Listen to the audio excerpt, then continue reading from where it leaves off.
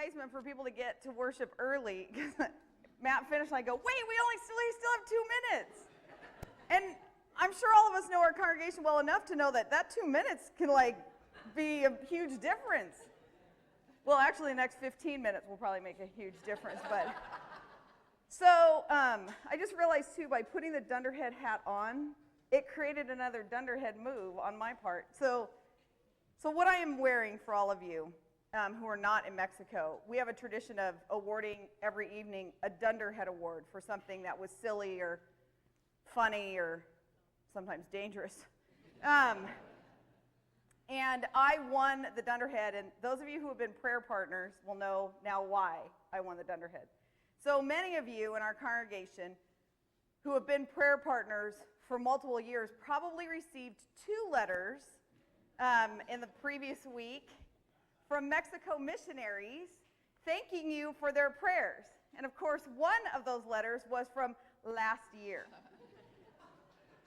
As we prepared for this year, I pulled out the trusty Mexico box and in expletives discovered that all the prayer partner letters from last year were still in the box. And so I promptly handed those to Kathy and Joan and said, send these out, which they did.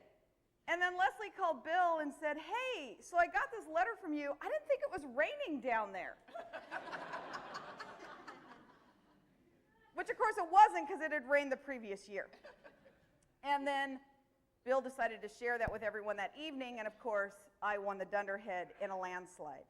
And so usually we have some funny hat that you have to wear to signify that you've won the DunderHat. And so because I said it would be probably improper for me to wear this going across the border as we were crossing, I didn't want to go to secondary if I didn't have to. I promised that I would wear it today for you guys at the beginning of worship, that I am, proudly wearing the DunderHat hat. So as I was thinking about that, then I walk in with Becky and I don't even have my robe on. I don't have my microphone.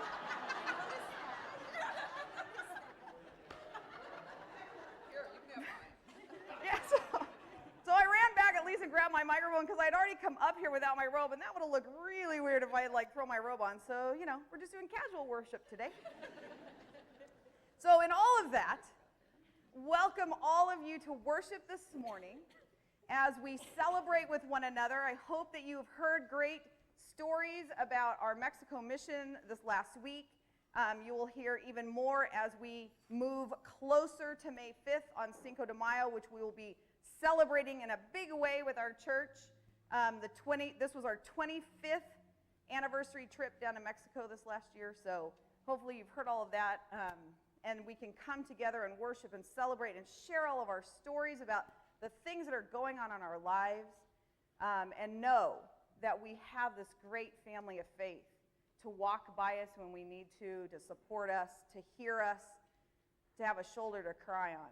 So I welcome you here this day to worship, and let us give ourselves a moment to just let those tensions and anxiety and everything kind of just wash out of us, so that we can leave room for the Holy Spirit to get in.